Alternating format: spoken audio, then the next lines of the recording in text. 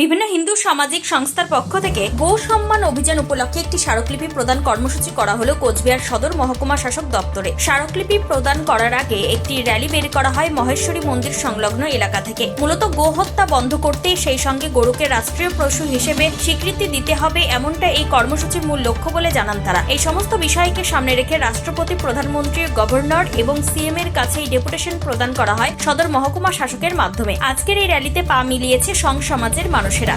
কি জানাচ্ছেন মদনমোহন গোশালা কমিটির চেয়ারম্যান ভোলানাথ আগরওয়াল, শুনে নেওয়া যাক। আজকের এই ডেপুটেশনটা পুরা ইন্ডিয়ার যত এসডিও এবং বিডিও অফিস আছে সব জায়গায় হচ্ছে। আমাদের হিন্দু সমাজের গোমাতা হচ্ছে সবচেয়ে পূজনীয়। যখন গো হত্যা ভারতবর্ষে হতো না, তখনই ভারত বিশ্বের গুরু ছিল। যখন থেকে ভারতে গো হত্যা শুরু হয়েছে, তখন থেকে ভারত বিশ্বগুরুর আসন থেকে নেমে গেছে।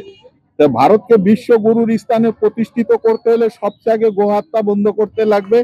সেটাই আমাদের সন সমাজের সমস্ত সন বৈশাখ একটা ডিসিশন নিয়েছিল, যা আমরা এই গো হত্যা বন্ধ করার জন্য একটা ডেপুটেশন দিব পুরো ইন্ডিয়া ব্যাপী, এবং গোমাতাকে যাতে রাষ্ট্রীয় পশু হিসাবে ঘোষণা করে সেই আমাদের দাবি।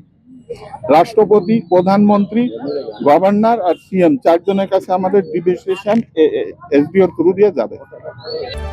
মূলত গোমাতার প্রতি সম্মান প্রদর্শনে এমন একটি কর্মসূচির ব্যবস্থা করেন বলে জানান তারা। এমন একটি কর্মসূচি আয়োজন করার ফলে খুশি সাধারণ মানুষ থেকে সকলে।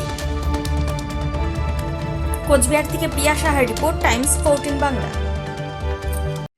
মুখের উজ্জ্বলতা হারিয়ে গেছে, স্পট পড়ে গেছে, ব্রণ ভর্তি, তাই আর দেরি না করে আজই আসুন রায়গঞ্জের চণ্ডীতলায় হেলথ প্লাস মাল্টি স্পেশালিটি ক্লিনিকে এবং এখানে পান অভিজ্ঞ ডাক্তার দ্বারা ফ্রি স্কিন টেস্ট।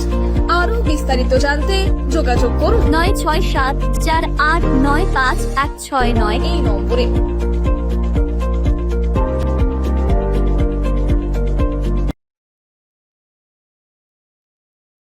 আজ তোমার বিয়ে, সাজলো নতুন সাজে।